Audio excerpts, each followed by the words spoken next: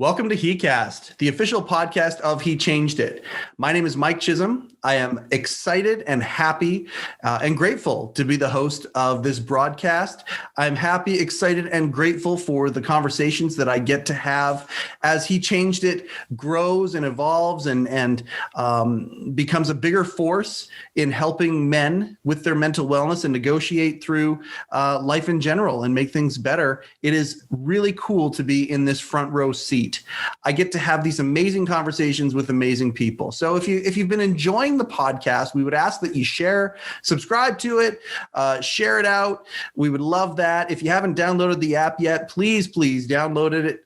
We've got lots of cool things happening, and the resources are already, He Changed It is still in its infancy, but the response that we are getting is incredible, and it's a lot of fun. Now, I get to have these amazing conversations. Today is exactly along that line. It's going to be an amazing conversation with a licensed clinical counselor who has gone way above and beyond the duty of that title.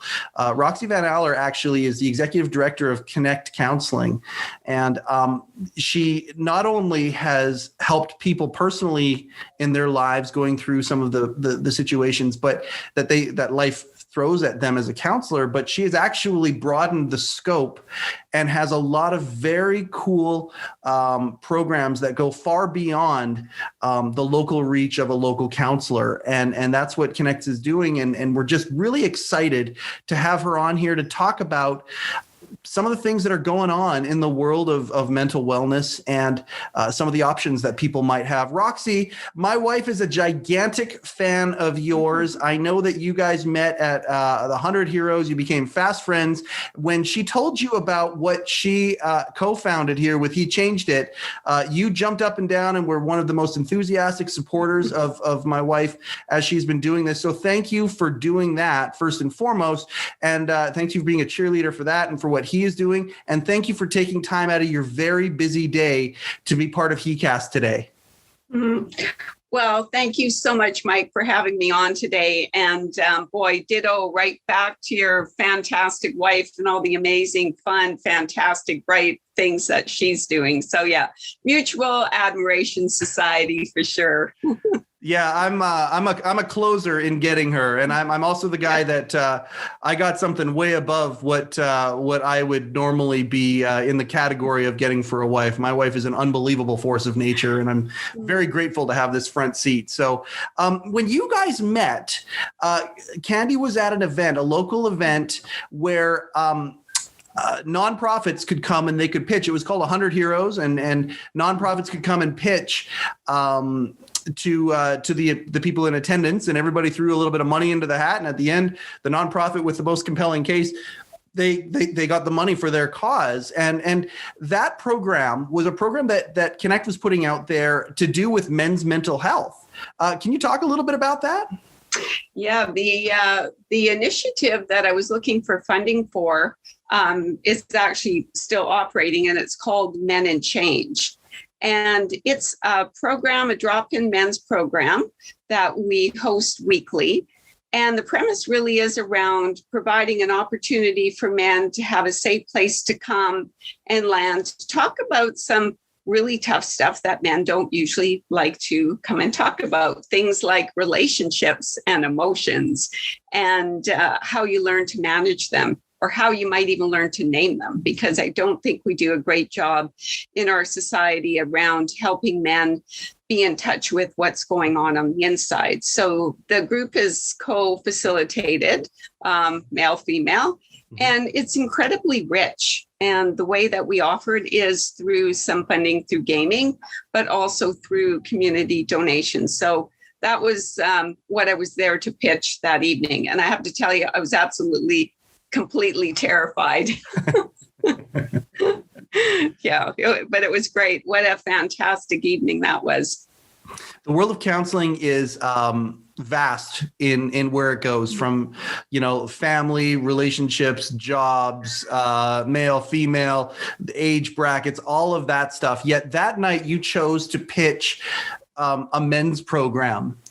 And again, with your enthusiasm for what the team at He Changed It is doing, clearly there is a massive need, and you have a unique perspective of that need, specifically that men have. In your experience, from your viewpoint, what are some of the things that have brought this problem to the forefront in your world? So primarily, I have worked with women. So, all of my work primarily has been around working and supporting women. And what I continually found was that it's great to help the women, but it was always sort of what's happening to the men. How do we create healthy communities, healthy families, healthy children, healthy workplaces, when we're actually not providing any support for men?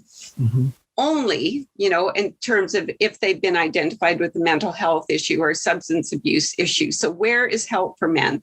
Where's a place they can come and get support? And there seems to be very little in our community that is open to men.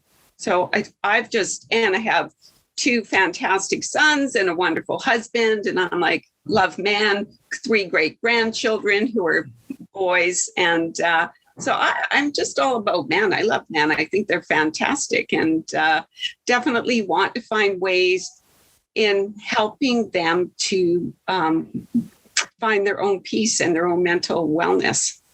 Yeah, peace and mental wellness. I think those are two words or 2 phrases that there are a lot of guys out there who, you don't know what you don't know. And I think there are a lot of guys that are kind of, you talk about these quiet lives of desperation and things like that. And if you were to even just bring that level of awareness to, hey, are you mentally well? Or, hey, are you at peace right now? And people would even ponder that question. I think there'd be a lot of people who would raise their hands and say, I need help in these areas. Yeah, definitely. I think it's just, as you say, just posing that question maybe gets people starting to think about, well, how am I doing on the inside? What is really going on for me? As women, we're really encouraged to share our feelings and be in touch with our feelings. And we tend to be obviously the primary nurturers in our families. And so being attuned to others and what's going on for us it's kind of second nature, but it's not necessarily the case for men. And I do see that changing because I don't want to, stereotype anybody, but in general, that's how we are in the world. We're just socialized to be very different. And I think it must be difficult to be a man and not be allowed to express those feelings or not to know what they are and to have them and not to even know what to do with them. So. Yeah. And I think that that's part of it too. Like, it's funny you talk about the stereotype and I think that the specialization and the specificity of what he is doing and why he is doing it is to, I think those are a couple of things is to identify, but to even know, like to acknowledge that there's something there is part of the battle right now when it comes to the mental wellness of men out there. In your experience, Roxie, and I mean, it sounds like such a simple, generic question, but I'm sure it's filled with lots of eccentricities that the average person may not think about. Are there any generalizations that, many times women come to counseling with this, many times men come to counseling with this? How similar are they? How different are they? And in your experience, what are some of the real problem areas that men are feeling right now? Oh, that's a big question. Sure. But I left lots of room to go wherever you want to go with it. So yeah, of course. So I'll tell you what is absolutely fascinating is there's not that much difference between us as, from men. Men and women feel the same things. They struggle with the same things. Their counseling issues are the same things. They're struggling with depression, anxiety, feeling overwhelmed, trying to manage and juggle all of their responsibilities. Men struggle with their relationships, connection to children. But the biggest difference is that there's so much more shame attached to coming forward for men than there is for women. Mm-hmm. And that is such a big barrier because everybody hurts, everybody has struggles. Interestingly enough, I was just reading an article, and I don't think it's necessarily new, groundbreaking information, but it was an interesting article about male menopause and how, testosterone levels drop for men in their early 40s and how that actually impacts their mental health. Mm-hmm. And that's something we don't talk about. I mean, we talk all about, females and, all of those things, but we don't really talk about what's happening for men.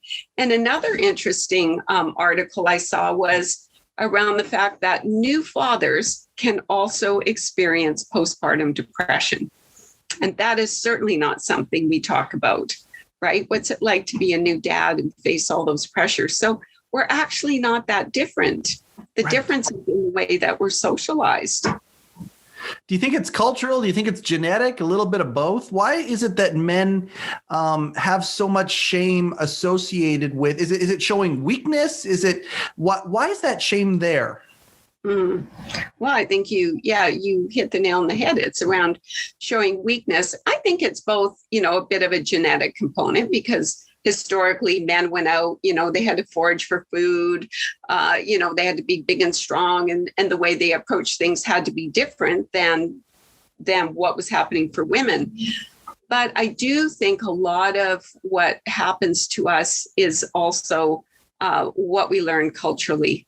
I did many years ago, I ran a group for grade 9 students called Culture, Media, and Healthy Relationships. Mm-hmm. And we really looked at some of the work by Jackson Katz. And I don't know if any of you know who Jackson Katz is, but he was a football player in the States who became one of the first men to graduate from gender studies out of a university. And he is out there and he talks about male masculinity. And so as part of the program that I ran, we looked at culture, media, and the impact on, how we form identity and what we think we should be and how we should act and how we should behave. And we did pre and post tests. And interestingly enough, it wasn't really that surprising. All the students thought they were definitely not impacted by what they saw. Like they weren't influenced by the media or the movies or videos or games that they played. On the post test, many of them were surprised to learn how influenced they are because it's subtle. We don't see it in everyday lives, but it's there in everything we do. And those stereotypes are changing, but they really do tend to shape what we think and what we believe. And I think that understanding that what we think and what we believe isn't necessarily what we think and what we believe, that it's actually influenced by outside forces, is an important aspect to understanding our own mental health and well-being. I love the idea, first off, with what Jackson was doing, the idea of a football player, with and all the connotations that come by just even saying that and imagining that, graduating from gender studies. That's fascinating nonetheless, in itself, that's fascinating. And I love when things get mixed together like that, because I think when you have those mixtures, it's almost like creating a new color by taking two other colors and putting them together. And it enriches all of us because discoveries can be made. Does not surprise me even a little bit where people would think that going in, they're not influenced by things. And then coming out, once you have a little bit of awareness, realizing how deeply those effects happen. I think that for me personally, when I think about my journey as a man, I think about people I know that are going through what they've gone through. That awareness is the key. And that's actually come up on the podcast quite a bit. Sometimes we're going to have listeners, and we have had listeners, and who hear this podcast and they think they don't even realize, it's like you don't know what you don't know, and they don't even realize they're going through something. And that awareness becomes such a key. Having that light bulb moment, knowing that there's an issue, and there's a solution to that issue is such a major thing. Have you seen a lot of that during COVID? Has COVID really increased that in a lot of the people that you're seeing who are coming through the doors or the virtual doors of Connect? Mm-hmm. You mean that people are having more light bulb moments and greater awarenesses? Or at least, becoming, I think that's probably the net result, but they're kind of realizing they're itchy and they got to scratch that itch maybe? Mm. Well, we definitely have seen an uptake in phone calls since COVID, undoubtedly. I think partly because mental health is so much in the news and front and center. It's a focus. We talk about it now. There are commercials on TV. Yeah. So I can't think of the U.S. swimmer that has his little take on talk space therapy or something. I should know his name, Michael Phelps, sorry. Michael Phelps, yeah. And so we're hearing about it and people are becoming more aware and people are recognizing that, hey, we have been in lockdown, we have been isolated, we haven't been able to connect. We are social creatures. We are meant to connect. We are meant to hug. We are meant to, spend time together. This is the foundation for, it's a huge building block for our own mental health and well-being. And people are recognizing with all those restrictions and limitations that maybe things aren't quite as they should be. And so they're tending to reach out more to get some support, which I think is, which is fantastic. Whatever the reason, people reach out, right? It's so important for them to reach out. And it just starts the conversation. Yes. Just starts the conversation. Yeah. My background is in the financial world, and it's funny, in the area of the world that I live and that we've grown up, there are a lot of couples who typically the husband, I don't want to stereotype anything, but typically in my experience, it's been the husband goes up north. We call it in Canada, we go up north to work, right? There's great money to be made up on the oil rigs in northern Alberta, in the territories, northern, the northern side of things. And they'll go out and they'll sometimes go up to work for 3 weeks at a time, come back for a week and go back up there again. And I've seen it in my financial practice where I've seen it where some of these, if the balance gets upset in any way, like they get laid off up north or their job changes or they get a job down here. And suddenly they went from the habit of being gone for 3 weeks to coming back and now being here 24/7. There's been some white water in those relationships. And I've seen that just from my perspective, divorces or other things. I think COVID is probably a pretty big example of that, where our balance has just been upset that much. And at the end of the day, we can look at it two ways. We can look at it as, oh man, this is terrible. Or we can look at it as an opportunity. When the balance gets upset sometimes, and we realize that we were just going through the motions, that's when we can actually realize, oh, wait a second, I have the ability now to improve my situation. Sometimes it takes something negative happening to make some really positive steps forward. Would you agree with that? Oh, absolutely. We don't make change when things are going well. Right. It's in times of crisis or when we're really uncomfortable that we will actually go, wait a minute, this isn't really working for me. What do I need to do differently? And that's the time where the greatest change can happen. Absolutely. So as difficult as COVID is, and definitely, we would not celebrate being in a pandemic. Never. I would say that because we are uncomfortable, people are seeking to do things differently and to maybe take a bit of an internal perspective to see what isn't working and what maybe they can change within themselves or maybe sometimes their environment. Yeah. And many times that snowball that can turn into something really positive. I think that many times we don't even realize that's possible, and we feel that claustrophobia or that feeling of being trapped, and that's all we really focus on. When at the end of the day, it might be the opportunity that allows us to start living life in color instead of black and white. And I just I appreciate what you guys are doing to make that happen. another program that's separate from the men's program that you run is you actually have a social enterprise attached to your business model, which I think is just genius, where people who actually pay for counseling, who understand and they recognize and they go in and they start the process of wanting to make their lives better. A portion of that actually gets set aside to pay for people who can't afford counseling. Do I have it in a nutshell? Is that what it is that you're doing? And what's that program called? Well, it doesn't have a fancy name. We're actually going to look at separating out our sort of charitable activities from our social enterprise and do a little bit of rebranding, but we're not quite there yet. So right now we just call it our fee for service, and people can find it up on the website.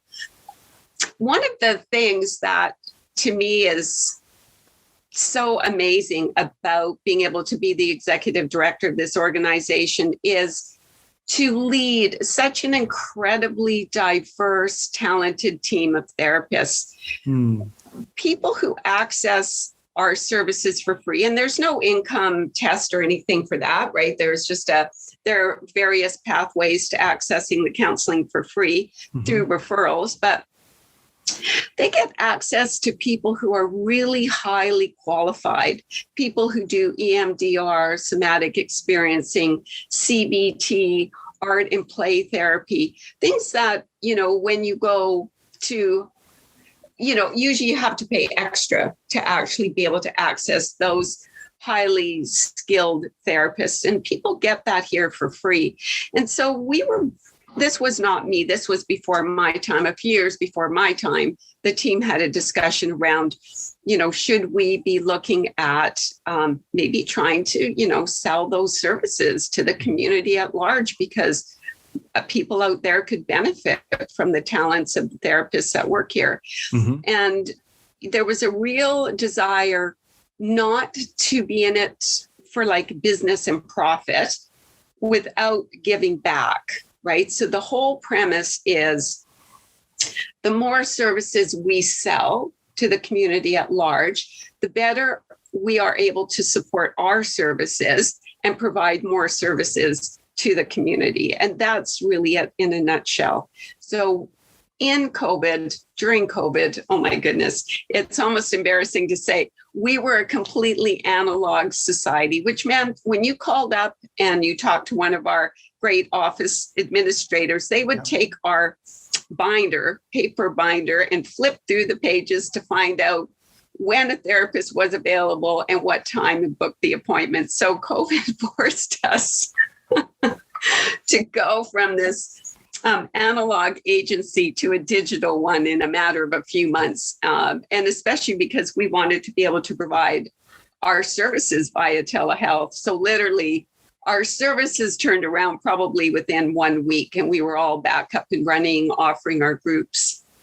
And I feel like we didn't really miss a beat. And then we moved to online booking systems. So COVID made it really uncomfortable for us. There was no way we were going to be able to continue to do what we had done in the past. And so we shifted very quickly. And we've been redesigning our website. We've made it easier. People can book appointments online with therapists, which should make it easier too. If you're just lying in bed at night, you think, okay, I'm just going to do it. So you can go to the website and book an appointment, which is fantastic. Oh. Well, COVID's done that, and again, that's if there's a theme so far that's coming in our conversation, it's that sometimes that uncomfortableness is the good thing, because I mean you're forever changed by it, and your group and how you execute has broadened yourselves because of that. I mean, you've got men's groups that again, where you're talking about the community, the community at large can be the entire continent now. If you've got people who want to take part in things, they can reach out to you as well. I want to talk before we kind of get back to me picking your brain about mental wellness stuff. Can you plug where the best place for people to find you is? So the best place to find us is through connectcounselingsociety.ca. Okay. Yeah. So just connectcounselingsociety.ca.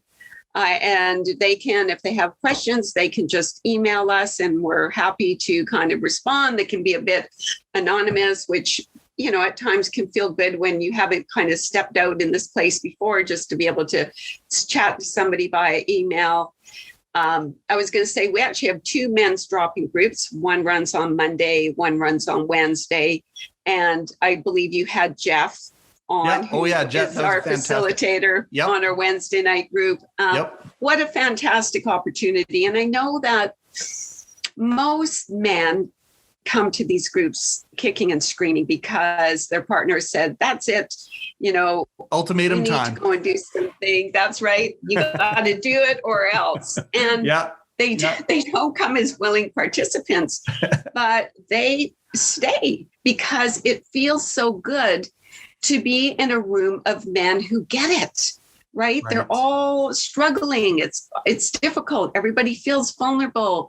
People are dealing with the same kinds of stressors, and it can feel, when you share the burden. It's almost that misery loves company kind of emotion that's baked into our genetics, is that when we realize somebody else is going through the same shit that we're going through, it makes us going through our shit a little bit easier. Yeah.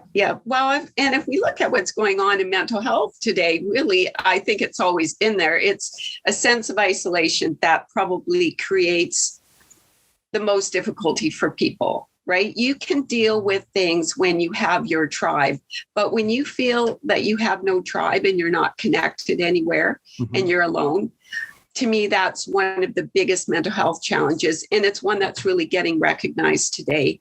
And certainly, in terms of our services, we'll continue to offer things like even once we're through this pandemic, we will still continue to offer things on telehealth platforms because it's so accessible for people. They don't need to leave their home.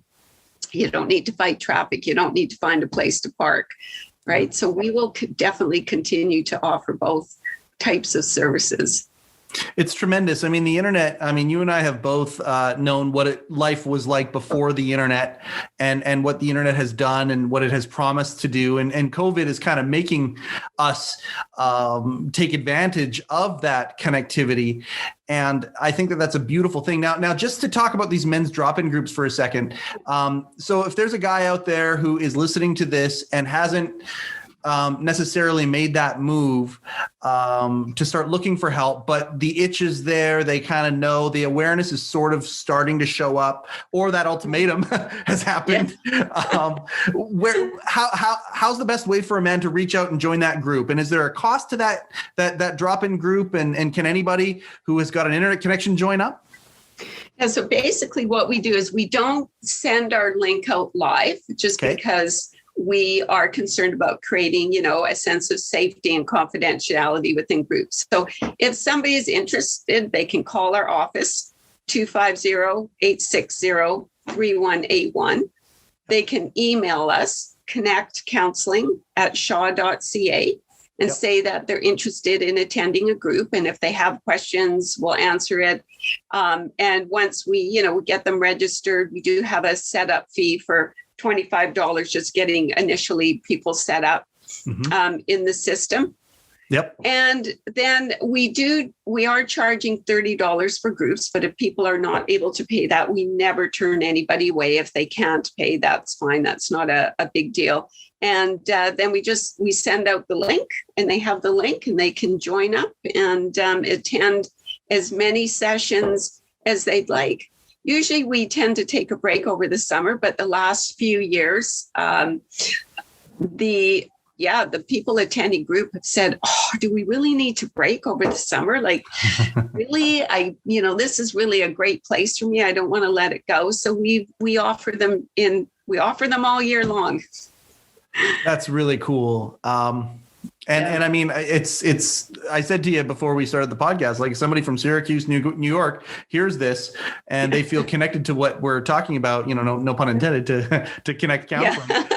They feel connected to the message. They can reach out. Like anybody that wants to be a part of this can reach out and be a part of this. And that's the beautiful thing about the internet, is it does create that. It takes the fences that we have considered mentally about what community is, and it takes those fences and really extends them out. And I'm sure you've seen a lot of that over this last year. Oh, yeah, absolutely. It's been great actually to be able to do that, to invite more people in. And yeah, we do have in our men's services, we do have some men who do not live in the central Okanagan who have joined up. They continue to reside in BC, which is fantastic. We do want people to access the service. And I feel that there's a little bit of safety when you do it via Zoom, because you get to be in the comfort of your own home. So you don't have to leave your own safe space. And you can join a group of men and say as little or as much as you'd like. Yeah, which is wonderful. I imagine my father has had anger issues, and I've talked about this a little bit on the podcast before, and thankfully, at about 63, 64, he had one of those moments where he had a day of reckoning with it, and was forced to kind of go on a journey. And I'm happy to say that, he is a completely different person now, and has reprogrammed a whole bunch of things that needed reprogramming a long time ago, and has really done the work. He has talked to me about that, and how the first couple of times that he went to something like what you're talking about here, and he didn't say anything for two or three sessions. And I think that's how it goes. I don't want to misquote it, but once he had that, he calls it a rock bottom moment, the light bulb moment, whatever. And then suddenly the floodgates just open up. And I assume that that's not common, not just uncommon to him. I assume that that's kind of the process that many people go through. How cool is it as a counselor to see somebody have that light bulb moment where, they didn't say anything for a long time, and then suddenly the floodgates open and they just start talking about things and opening up? That must feel extremely gratifying in your line of work. Yeah, you know what? I think if I had to choose and somebody said, okay, you can either be executive director or you can be a therapist, hands down, I think I would choose therapy every time. It is such a privilege to journey with somebody in such an intimate way, right? And create a sense of safety and non-judgment, and actually be witness to people making life changes, right? That to me, I don't know, that's just been the greatest gift I think that I've received is over the years is working with individuals who make change. And sometimes in programs, people might drop out. You're never really sure what's happened to them or why they left. Yep. And I've had on occasion some people who've come back and said, I just wanted to let you know that was life-changing. You helped me to change my life. And it's a collaborative process, right? So it's the work between the therapist and the client and the energy in between that. And that to me has just to know you've touched somebody's life and made it better.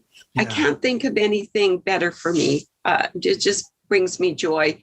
And I think that is the reason I enjoy my work as executive director, because I know I can touch the lives of others by the programs and services that we offer, and really just providing services for men. It is just I'm so passionate about it. One thing that I heard that we received some funding, and we ran a group a few years ago called The Roots of Self-Discovery. And it was a 24-week therapy group for men who'd experienced childhood trauma. And, that's an area that men never talk about, right? They don't talk about trauma. They don't talk about what happened to them as small little boys. Yeah. And we were able to offer this therapeutic group for men who struggle in their own relationship, who maybe have turned to violence in a way of handling those big emotions because they haven't really known what else to do with the information they have, because it's so difficult for women to come forward and talk about childhood abuse. It's even more difficult for men to come forward. And it was an absolutely amazing experience for the men that attended the group. And then we didn't receive funding the following year. And I felt really bad because I don't like to do things one time. Right. Like if we're going to offer something, I'd like to see it ongoing. So we did receive funding again this year. And I'm so pleased that we're going to be able to offer this group again to men who are ready to step forward and, talk about some difficult times and also move through and get healing. Because it's not just, we don't just want to talk about it. We actually want to get to a place where there's healing. My dad went through something similar. You said this is called the journey of self-discovery? It's called the roots of self-discovery. The roots of self-discovery. And that rings true. My dad didn't even know who he was. And he really went on this amazing, for lack of a better term, a journey where he learned who he was. I want to combine that idea with the stigma and a word that you used at the very beginning when we started to talk. I told you it was going to go quick. We're kind of moving around here, but I want to ask a couple more questions before we do. Yeah. The first thing you talked about was shame, and yes. This journey that you're talking about, or this is, finding out these roots, self-discovery, these all sound amazing. And, but there's a lot of fear for a lot of guys going through a lot of things. And that fear is rooted down in shame. Shame of yes. what maybe they did do, what they didn't do, maybe what was done to them, all sorts of different, ideas of what has created shame. And shame is something that we bury down. For somebody who's got, I don't even know if a secret is the right word, but somebody they're dealing with shame. I'm a big Brene Brown fan. Yes. What she has really, really done a good job to shine the spotlight and make that word have a different dimension to it. I'm sure you as a counselor are grateful for people becoming more aware of shame. Do you have any shorthand pieces of advice or pieces of insight as to shame and how to deal with it? Well, I liken shame as kind of like death to the soul, because when we feel shame, it's literally like we feel our soul is dying. And in order to move through shame, there needs to be redemption, right? So, and that's not always an easy journey, but part of it is, for people who might not want to come forward and do any therapy, which is fine, is just asking yourself, is this my shame to carry?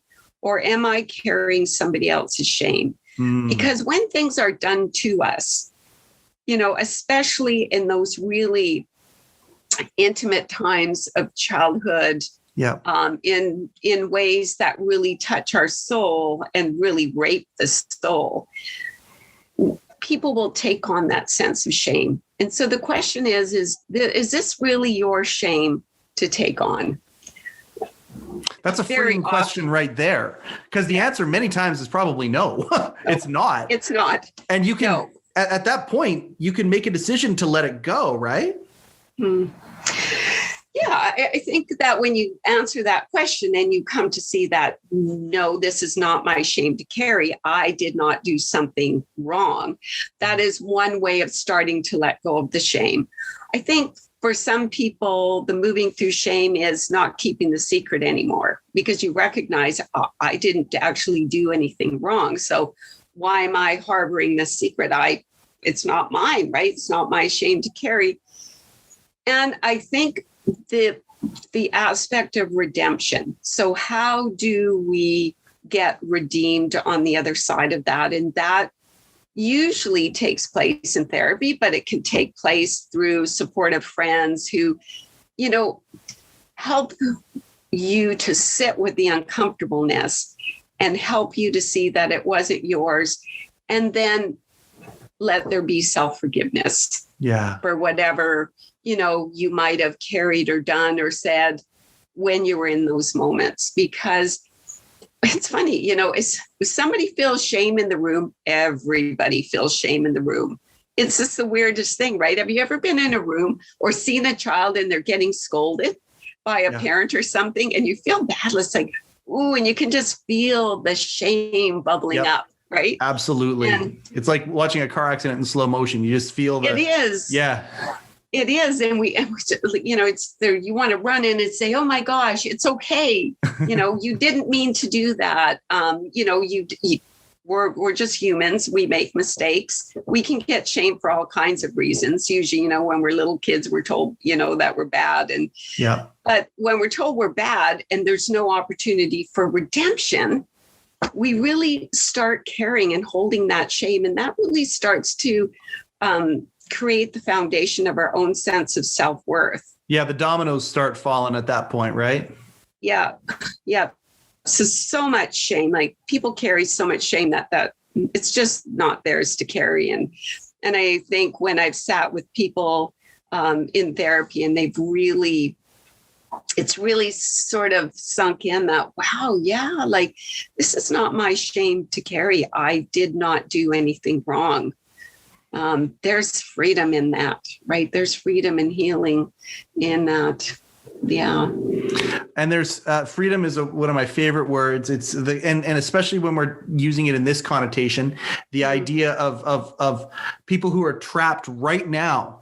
Like we can throw it out there. It's possible to become free. It's possible to become not, the opposite of trapped. And that's freedom, to let that go. And for me, personally, I have found freedom and forgiveness, both of myself, but of others. And I think about people who have wronged me. And when I forgive those people, it doesn't necessarily take away the fact that I've been wronged, but what it does is allows me to let go of the bag of rocks that I've been carrying around. And when I forgive them, it's not for them because they're just going on living their life, doing their shit. For me, I get to let that, if I forgive them, suddenly I find that freedom. And I think shame and forgiveness, I think, can be almost cousins to each other when it comes to these things. Mm-hmm. Yeah, definitely. And I like what you said about forgiveness, because it's so true. It's not forgiving the person. It's not about the other person. It's not about their forgiveness. It's about you letting it go. Yes. And I love the analogy and the image of the rocks, because we often talk about that in therapy, right? It's like you carry around this backpack and it's heavy. Yeah. And if you turn around and you look at, therapy is kind of like turn around, take the backpack off and look at what are you carrying around? And, let's unburden you. Let's put these rocks down. We don't need to be carrying them anymore. And forgiveness is one really important way that people unburden themselves and let go and feel freer. Absolutely. And that's self-forgiveness too. Like sometimes, hey man, we may have really fucked up and done something, whatever. Yes. But at the end of the day, we got to be able to move on. And the way to move on is learning from that experience clearly, but also being able to forgive for that experience. Absolutely. Yeah, I know it feels awful when we've done something, probably usually we haven't done it intentionally at all, right? Or with the intention to hurt. I don't know, right? Maybe we've lashed out in anger. Yep. And being able to forgive oneself is very, very important in moving forward and feeling free and having that self-compassion and saying, okay, you know what? So what did I really learn here? And how do I want to do that differently next time? Because one of my philosophies is that we're here to learn certain lessons.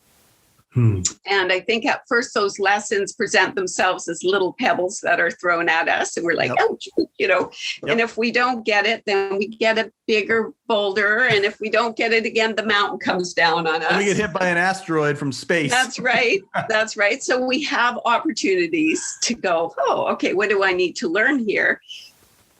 How do I want to change it? And sometimes that's a big question. That's where therapy can come in, right? A therapist can help you figure out how you're going to change it, how you're going to move forward in a different way. Mm-hmm. But either way, whether you do it, on your own, or whether you do it with a therapist or in a group or through a self-help book or webinars, you really don't move forward without self-forgiveness and self-compassion. We have to have those two things. It's so important because we're all human beings. We're all perfectly imperfect. No matter how hard we try, we are going to, as you said, fuck up. Yep. And it's like, what are we going to do with it? right? Yeah. How are we going to move forward? Are we going to remain stuck, or are we going to move forward? And how do we do that? So that self-compassion and self-forgiveness is something that I think every human being should put to the forefront of their thinking and consider in their life. I think that if everybody did that, it'd be a very different world if we pondered just for a few moments personally. Are we being self-compassionate? Are we self-forgiving? Yes. And what a lens to put over our eyes and view the world around us and view ourselves inwardly. Yeah. And I think, if we need to, we make amends wherever we can, right? I think it's very freeing too. Part of letting go of shame is when we've transgressed it against somebody, is being able to say, oh, I'm really sorry. I'm really sorry I did that. I hope you can forgive me. I really, I feel bad that happened. That too is freeing, right? Is taking responsibility for our own behavior and action. Yes. Yeah. I couldn't agree more. I told you it was going to go fast, and it has gone fast. Roxie, if there's as we close up here, and I'm going to keep it kind of open-ended, what is the best way for people to connect with you? Let's pitch you guys again as an organization, because I can't tell you how grateful I am, and certainly our organization, that we're this little teeny tiny thing that we're hoping is going to grow into something, a real movement. We're so grateful for you and your organization and what you do. Leave us with some parting words of how we can connect with you, and then also if you have any other tidbits that you want to throw out before you and I circle to this first conversation. Okay. So if you want to find out more about us, definitely go to the website. You can punch in connectcounseling.society or Connect Counseling. We pop up. We've got information about all of our programs and services, because we do actually a wide variety of counseling services, as well as offering quite a broad range of groups. So definitely check us out there. You can call us 250-860-3181. You can connect with us on Facebook, Twitter, Instagram, where, we do all those social media pieces as well. And it's Connect Counseling for all of them? Connect Counseling, yeah. Beautiful. Yes. Yeah.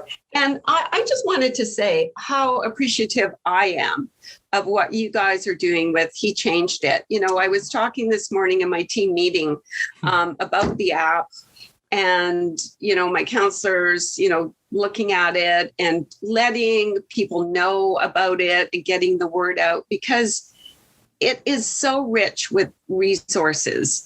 And not everybody is ready to come to therapy. Not everybody even needs therapy. Sometimes finding the right information in the right place is all that you need.